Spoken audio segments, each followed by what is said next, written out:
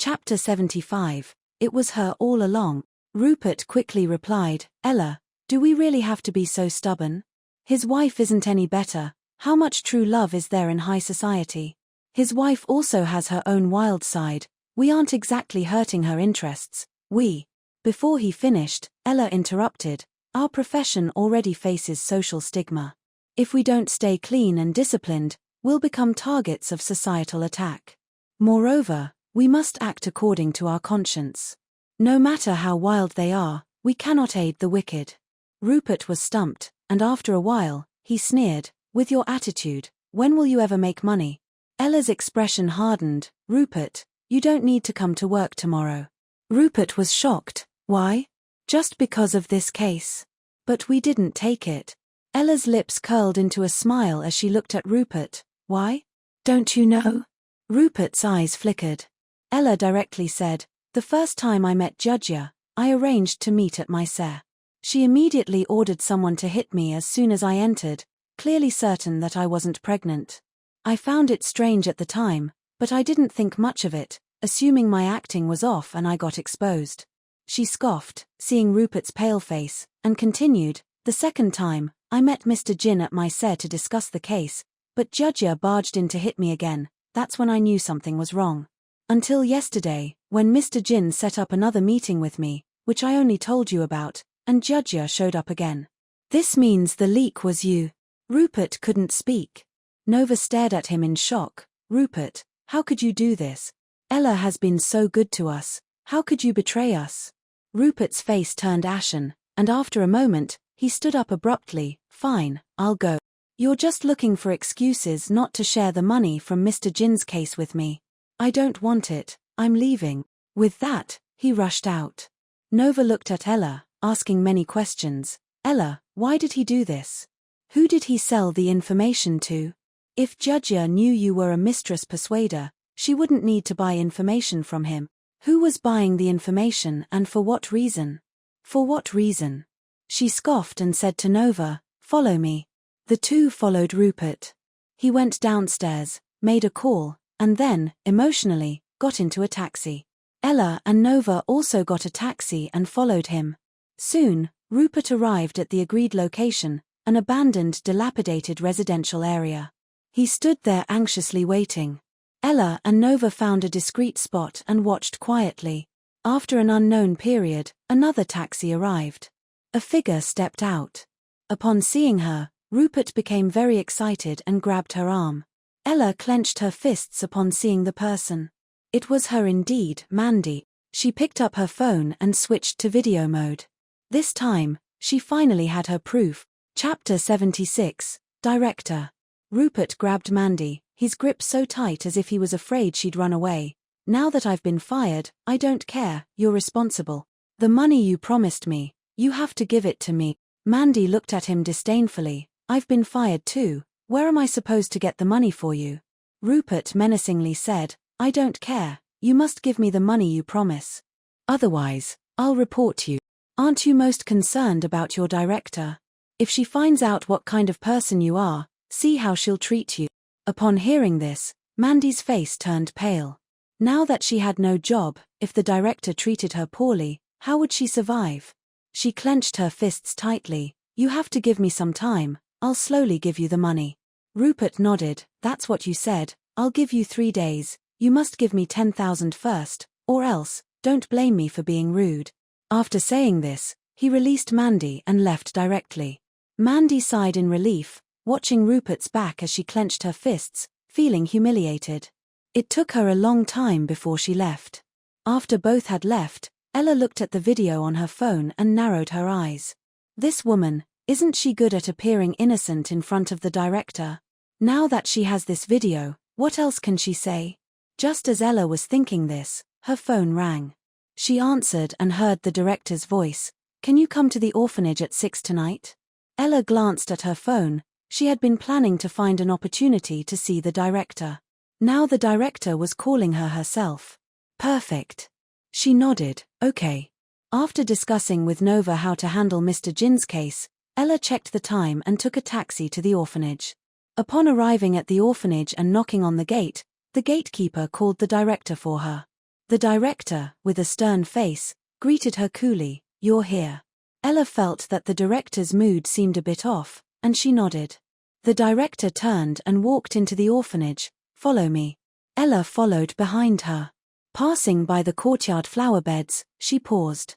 In the past, she was the most mischievous, often picking flowers from the flower beds to wear on the children's heads, or splitting the petals at the base and sticking them on as earrings. The director would see her and be both angry and sorry, but there was little she could do. During the day, she would punish her with a ruler, but at night, she would hold her and cry over the injuries. Ella didn't know how other mother-daughter duos got along, but every night, seeing the director cry, even with painful wounds, she would still smile. "Director, I'm not in pain, really." Orphanage children were sensitive and suspicious. She did all those bad things just to get the director's attention. Later, her relationship with the director grew better. Other children would gradually be adopted, but she and Mandy remained unadopted. Thinking of this, Ella looked at the director's back. So many years had passed, her back was already bent. Somehow, her heart ached a bit. With these emotions, she followed the director into her room. Closing the door, she turned around, wanting to say something, but suddenly felt dizzy. Slap. Chapter 77, Using Force Against Force. When the searing pain hit her cheek, Ella hadn't even realized what had happened. She instinctively reached up to cover her slapped face, staring in shock and disbelief at the headmistress. The headmistress was trembling with rage, her voice shaking as she said, "Ella, I never thought you'd be so relentless against Mandy. I know you two never got along, and since you left the orphanage, there's been tension between you and Mandy. But no matter what, she's still like a sister to you, someone you grew up with." Ella bit her lip, a metallic taste seeping into her mouth. Her lip must have been busted. She moved her lips, swallowing the blood, then looked at the headmistress. She smirked, wincing at the pain from her wound. But that pain couldn't compare to the ache in her heart. She tauntingly asked, "What did I do now?" After all, accusations were always forced upon her. Her nonchalant attitude further enraged the headmistress, who clutched her chest and said, "Are you trying to drive me mad? I just can't understand. Both you and Mandy were raised by me. She's so outstanding. How did I end up raising a wretch like you?" Ella's heart clenched, feeling as if too much air had rushed into her chest, about to burst at any moment. She glared at the headmistress, trying hard to suppress her anger. The headmistress continued, "I've known for a while that you've been taken back by the Edward family, and with their backing, you've certainly been causing trouble. Do you know how much effort Mandy put into securing that job? When applying, you both competed for the same position. She got it and you didn't. I know you were unhappy, but that's a matter of personal ability. I didn't expect you to encourage Mr. Edward to dismiss her with just a word. Now that she's been fired, are you satisfied?" Each word from the headmistress felt like a dagger piercing her heart. Her anger, sadness, and humiliation all surged. She felt overwhelmed by these emotions, like being engulfed by tumultuous waves. She clenched her fists and sneered, "So, Mandy got fired from the company?" The headmistress stared at her. "Don't tell me you didn't know." Ella lowered her gaze. "Yes, I didn't know." The headmistress was taken aback. "It wasn't you?" Ella looked up. It's not uncommon for someone like her who slacks off, frequently skipping work to attend to personal matters, to get fired, right? "When did this happen?" "You should have told me earlier." The headmistress frowned. "This morning, yes, I should have come to you sooner, with Mr. Edwards' intervention." Before she could finish, Ella interrupted her harshly. "You should have told me earlier, then I could have had an extra 2 bowls of rice at lunch to celebrate, and taken the afternoon off for a party, a joyous occasion, right?" The headmistress's face turned an ashen green. "Ella Pack." Ella stared at the headmistress. Before coming to the orphanage, she had wanted to reveal Mandy's true colors, to regain the headmistress's trust, to restore their previous relationship. But now, she suddenly felt that her idea was laughable. Perhaps some people were no longer worth her effort to win back. With that thought, she turned and walked away. As she stepped out, she happened to see Mandy returning from a job search. Ella's expression turned cold, and without a word, she stepped forward, swinging her arm towards Mandy's face. Smack. Chapter 78, I Will Reclaim What's Owed to Me. Ella's pent-up fury exploded with that slap, using all her strength. Her palm stung with heat, let alone Mandy's face. Mandy was knocked to the ground by that slap, her cheek instantly swelling. She felt a bit dizzy, looking back to see Ella looking down at her. Mandy's ears rang for a moment, then she suddenly realized what had happened, jumping up from the ground and lunging at Ella. "Ella, how dare you hit me?" Ella sidestepped and tripped Mandy, who fell to the ground again. Thud. Her head hit the wall hard, tears streaming down her face from the pain. Hearing the commotion outside, the headmistress rushed out and saw the scene, her voice shrill with anger. "Ella, what are you doing?"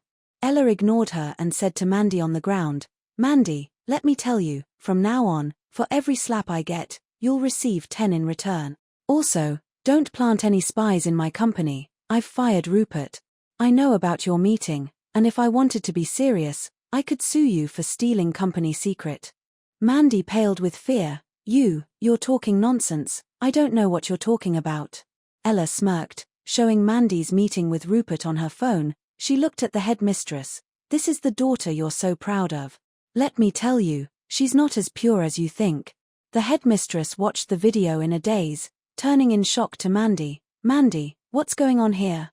Mandy bit her lip. "Headmistress, Ella sneered, interrupting her. She was too lazy to continue watching their act. Her expression was cold, her eyes filled with pride and determination. "Mandy, I will settle our accounts one by one. I will reclaim what's been slandered and what's owed to me." With those words, she strode away. Standing on the street, Ella's hair was blown by the night breeze.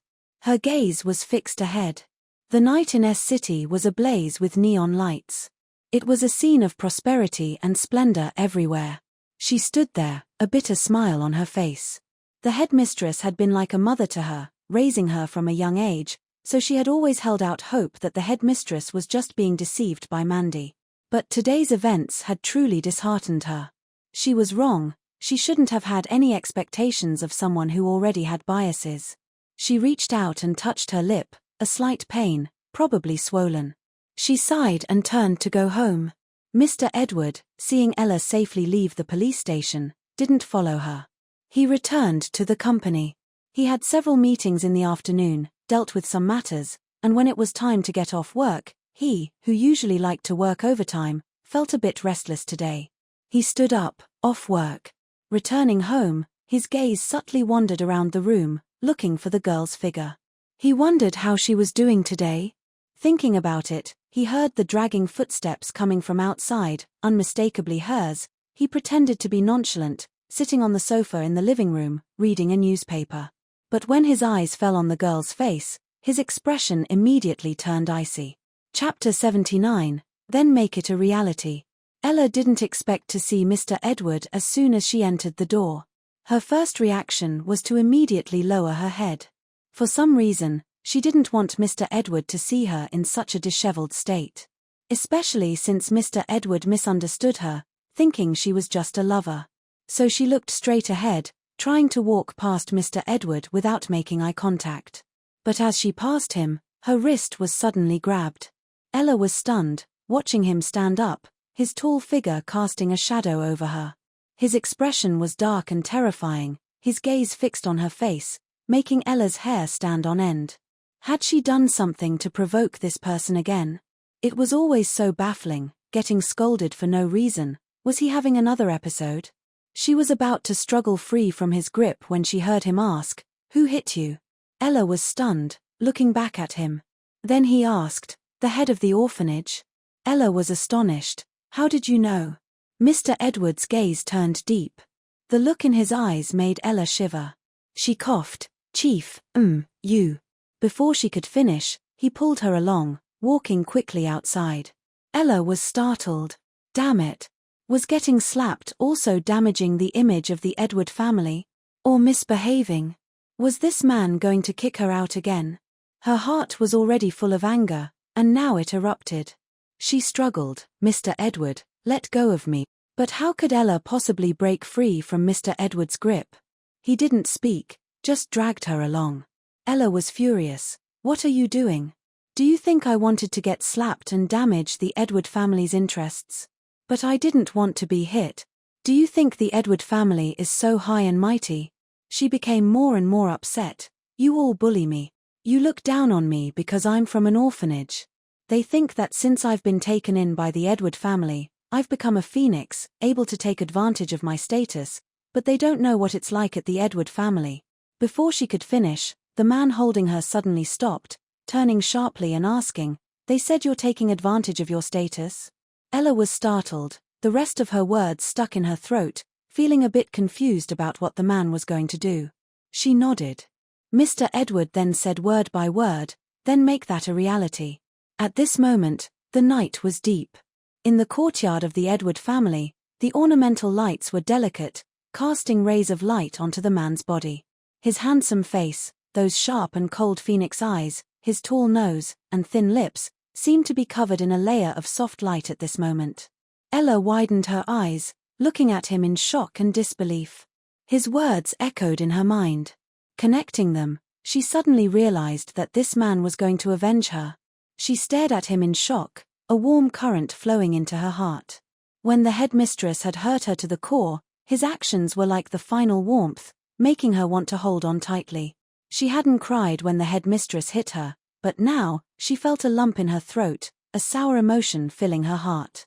She swallowed hard to suppress the emotion of being moved and wanted to say something, but it was as if she had lost the ability to speak, unable to say anything. Her wrist was again grabbed by him, and she followed him, step by step, to his car. He opened the passenger seat for her to get in. Then he went to the driver's seat and started the car.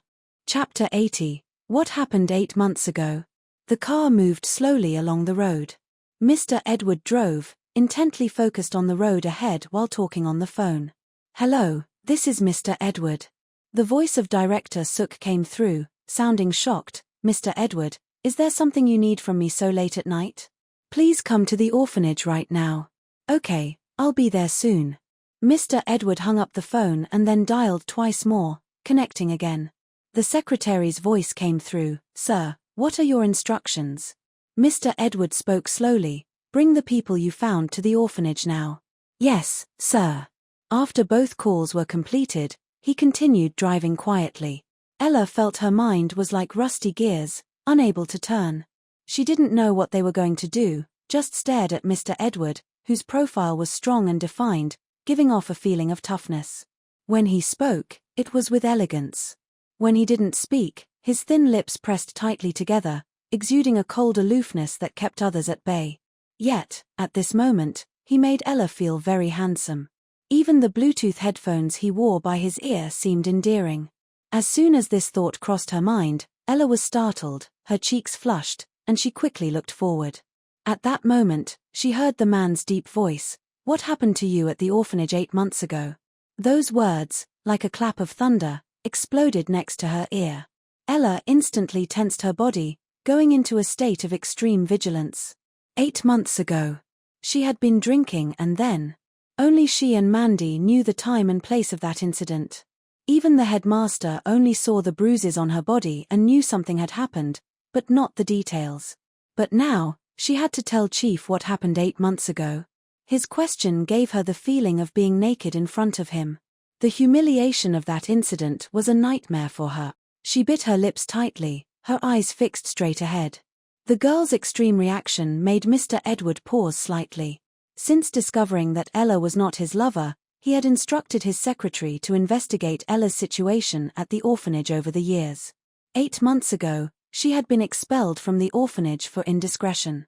However, what exactly happened 8 months ago remained a mystery, known only to the girl. He asked out of a desire to help the girl clear her name. He hadn't expected that this question would touch upon the girl's most private wound. She clenched her fists, hugging herself, the look of resistance making him feel particularly pained. Then she heard the girl speak in her usually clear voice, now hoarse, "I don't want to talk about it." Mr. Edward's lips moved, and after a long pause, he couldn't bear to press her further. "Okay."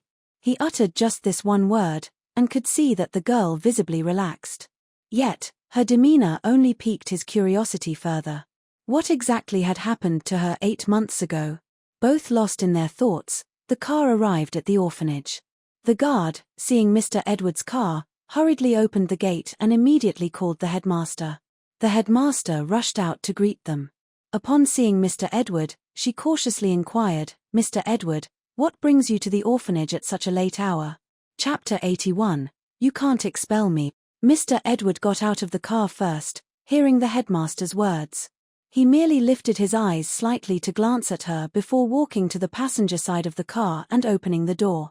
Ella, who had been in a daze inside, suddenly came to her senses. Through the windshield, she saw the headmaster bowing her head in front of Mr. Edward, tightened her fists, and slowly stepped out. She stood in front of the headmaster. The headmaster, seeing Ella, frowned as if she understood something, her brows furrowed. "Ella, it's so late. Did you call Mr. Edward here to take revenge for that slap?"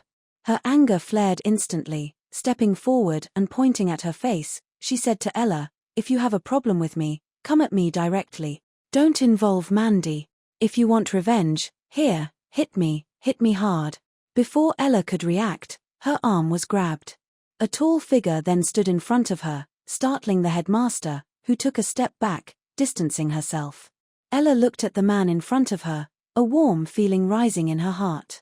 The woman who had raised her treated her with disdain, yet this man who had always opposed her was now protecting her. A warmth filled her heart. She finally understood that the man had come here to back her up. So how could she show weakness? She looked around and asked, "Where's Mandy?" Hearing this, the headmaster took another deep breath. "How can you even ask that? Didn't you send her away? It's so late, how could I possibly keep her here?" She then looked back at Ella. "Mandy explained to me, she approached Rupert to keep an eye on you, to prevent you from doing anything illegal. She did all this for your own good." Ella, hearing this, couldn't help but laugh in anger. "Evidence is right in front of us, yet you take her word over mine. I've explained myself countless times, yet you never believe me. Headmaster, this is the last time I'll call you Mother. The headmaster was taken aback by these words. Ella lowered her head. The headmaster wanted to say something more, but another car rushed in urgently. Before it even came to a complete stop, the door opened, and Director Suk hurried over, wiping an imaginary sweat from his brow. He looked at Mr. Edward. "Mr. Edward, what's the matter at such a late hour?" He looked puzzled at the three of them, completely in the dark about what had happened. Mr. Edward lowered his head slightly, and said indifferently, "The orphanage headmaster has neglected her duties, letting emotions cloud her judgment. I cannot trust someone like that." This statement left Director Suk stunned. He looked at the headmaster, instinctively wanting to defend her. "Mr. Edward, is there some kind of misunderstanding? The headmaster has been here for over 20 years, even if there are no merits, there are surely some efforts." Before he could finish, the headmaster had already cried out sharply, "Ella, I raised you with all my heart for over 20 years, using my own salary to support your university education, and this is how you repay me."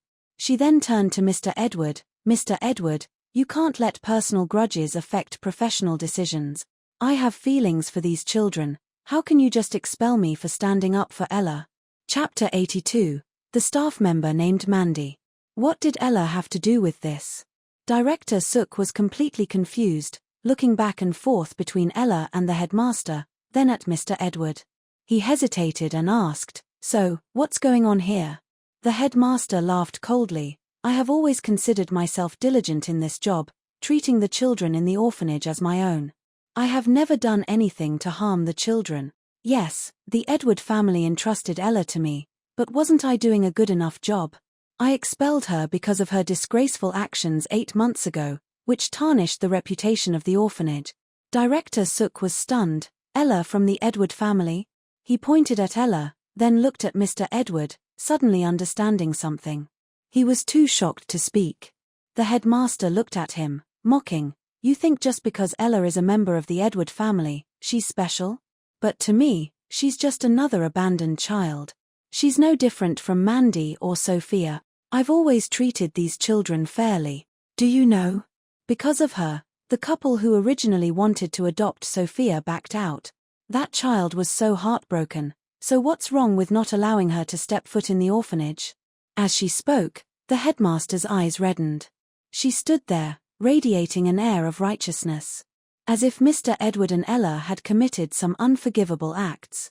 Mr. Edward lowered his eyes slightly, his tone calm, yet his voice commanded attention. You think you did the right thing, but have you ever considered that only a few people knew what happened 8 months ago? How did the couple planning to adopt Sophia find out? The headmaster was taken aback by this question, hesitating. Well, wasn't it because they heard rumors? They. Mr. Edward let out a cold laugh. At that moment, another car entered the premises. The secretary stepped out of the driver's seat, calling out to Mr. Edward, Mr. Edward, I'm sorry. I hurried as much as I could after receiving your message, but I was still late. He then rushed to the back seat, opened the door, and the couple who had once planned to adopt Sophia stepped out. Seeing them, the headmaster was startled. You. The couple exchanged glances, and the husband sighed, stepping forward. We're here because Mr. Edward asked us to clarify something. Initially, we had completed the procedures to adopt Sophia, and we did indeed like the child. But on the day we arrived at the orphanage, an employee stopped us and told us about a girl's improper conduct. We weren't bothered at first, but then the employee mentioned that Sophia was very close to this girl, very protective of her. We hesitated, considering the risks of adopting a child with questionable morals. Director Suk immediately questioned, an employee? What is this employee's name? The husband was momentarily confused, then shook his head. The wife quickly intervened, Mandy, I saw her name tag. Mandy, while helping at the orphanage, wore a temporary name tag. What? The headmaster was completely taken aback. What are you talking about? Chapter 83, A Truly Ironical Life. The headmaster stood there, her eyes wide open. She couldn't believe that it was Mandy who had done this. Director Suk was already cursing, Mandy, that scoundrel. The adoption of a child is a life-changing event. What was she doing meddling in such an important moment? Meddling? The headmaster's expression was somewhat dazed. Because at that time, she had allowed Ella back into the orphanage. As a result of this incident, all the children at the orphanage began to shun Ella. She suddenly looked at Ella, seeing the girl standing there, straight-backed, that stubborn look making the headmaster recall a time when Ella was young. Once, a cake she had bought was stolen. She first suspected Ella, but no matter how much she questioned her, Ella never confessed. In the end, the cake was found behind a window. Ella had always been that kind of person, admitting to what she did but never admitting to what she didn't. The headmaster stood there, the shame accompanying each breath, sinking into every limb. She opened her mouth, wanting to say something, but Mr. Edward spoke up first. No matter what happened 8 months ago, the Edward family entrusted her to you, yet you expelled her without a word. Did you think, after 20 years of neglect from the Edward family, that we didn't want this child anymore? Is this how you honor your commitment to the Edward family? Believing blindly and prejudiced, you turned the orphanage into a ticking bomb, harming the interests of the children. Is this your duty as a headmaster? Now, I want to fire you. Do you have anything to say? The person who had always prided herself on her kindness and righteousness stood there, unable to utter a single word. She had devoted her entire life to the orphanage. She always felt that she was the most selfless person in the world. But she never knew that she had made such a huge mistake. How could Mandy Liangmengxiang do this? The headmaster's eyes gradually filled with tears. Seeing her state, Mr. Edward nodded to his secretary behind him. The secretary immediately stepped forward, handing a ledger to the headmaster. In addition, this is the orphanage's ledger, which shows that $3,000 has been missing each month. A ledger? The headmaster looked up in surprise. Previously, when Mandy was around, the financial records of the orphanage were managed by her. Because the headmaster trusted her, and the monthly expenses seemed normal. But, the secretary continued, $3,000 may not seem like much for such a large orphanage, and you might not even notice it, but indeed, Mandy embezzled this money. Here is the transaction record of Mandy's bank card, showing that she once bought a $2,000 dress. A $2,000 dress? The headmaster was completely shocked. She knew Mandy's income. How could she possibly afford such an expensive dress? The secretary handed her another document. Also, this is the anonymous donation report for the past 8 months from Miss Ella, who donated $5,000 each month. The headmaster's body trembled slightly. She suddenly felt incredibly ironic. The person she thought had been wholeheartedly working for the orphanage had been embezzling funds. And the one who had damaged the orphanage's interests had been, after being expelled from the orphanage, still trying to do something for it. Chapter 84. Chief, why were you sneaking glances at me? Ella watched as the dean stood there guiltily, as if his entire worldview had been shattered. After much internal struggle, the dean rushed to her, grabbing her hand. Ella, I misjudged you, But Ella lowered her eyes, slowly and deliberately pulling her fingers, one by one, from the dean's grasp. If it had been before today, she might have been moved. But after the dean, without asking any questions, had slapped her, she knew that her bond with the dean was over. Some hurts cannot be mended with just a simple "I'm sorry." She didn't speak, simply lowering her head. The next moment, the tall figure of the man stood between her and the dean once again. The man's low command reached her ears. "Wait for me in the car." Ella nodded and turned to walk towards the car. "Ella." The dean's voice called out, her steps faltered, but she did not turn back, entering the vehicle. Mr. Edward said a few more words to Director Sook, then strode back to the car, started the engine, and left the orphanage. Ella could see Director Sook asking the dean to leave through the rearview mirror. The dean's dismissal was certain. Her gaze lingered on the dean for a long time before she gradually withdrew her eyes. Just as she gradually withdrew her feelings for the dean. "Do you think that because she's remorseful, I should give her another chance?" The question, low and deep, suddenly sounded in the car. Ella turned to look. Mr. Edward, while driving, continued, "A leopard can't change its spots. She's too easily swayed. If she stays at the orphanage, she'll be influenced by others again." Ella was startled, realizing that Mr. Edward was explaining this to her. Was he afraid she would be soft-hearted towards the dean? If it had been before today, she would definitely have pleaded for the dean. But after that slap, Ella withdrew her gaze and nodded. After a moment's silence, she said, "Thank you." Mr. Edward raised an eyebrow. "No need." Ella was taken aback. "I'm your chief," his low voice echoed in her ears, giving Ella a sense of being protected. Yes, he was her chief, her family, though not by blood. The feeling of being protected and cared for by family, it was truly wonderful. Ella stopped thinking about the dean and her spirits lifted. There was no need to let the feelings of those who didn't care about her affect her mood. Life goes on. She was filled with energy, her spirits lifting instantly. Her mind couldn't help but wonder. Chief's actions today were a bit unexpected. The couple, and the evidence, they were clearly prepared in advance. When did he prepare all this? Why did he suddenly treat her so well? Was it because of the previous misunderstanding and his guilt towards her? Or was it because... She opened the mirror on the passenger seat and looked at the girl inside. With red lips and white teeth, she was as beautiful as a flower. It wasn't vanity, her looks were undeniably outstanding. Then, she suddenly felt the man in the driver's seat glance over. Ella straightened her body and observed him. He looked at her again. Ella felt her face heating up. She then noticed that he would occasionally sneak glances at her. Ella couldn't bear it any longer. She blinked her big eyes and suddenly turned, holding her chin with both hands, directly asking, "Chief, why are you always sneaking glances at me?"